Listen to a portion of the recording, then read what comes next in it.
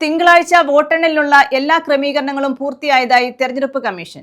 43 ഇടങ്ങളിലായി 140 കേന്ദ്രങ്ങളിലാണ് വോട്ടെണ്ണൽ ക്രമീകരിച്ചിരിക്കുന്നത്.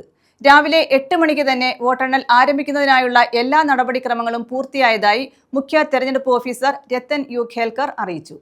ആകെ 15,465 ഉദ്യോഗസ്ഥരെയാണ് വോട്ടെണ്ണൽ ജോലിക്കായി സജ്ജീകരിച്ചിട്ടുള്ളത്. സംസ്ഥാനത്ത് വോട്ടെണ്ണലിനുള്ള എല്ലാ ക്രമീകരണങ്ങളും പൂർത്തിയായതായി തെരഞ്ഞെടുപ്പ് കമ്മീഷൻ അറിയിച്ചു.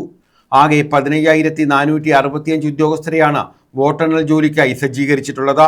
140 ROമാർ, 1340 അഡീഷണൽ AROമാർ, 4208 മൈക്രോ ഒബ്സർവർമാർ, 4208 കൗണ്ടിംഗ് സൂപ്പർവൈസർമാർ, 5563 കൗണ്ടിംഗ് അസിസ്റ്റന്റുമാർ എന്നിവർ വോട്ടെണ്ണൽ ജോലിയുടെ ഭാഗമാകും.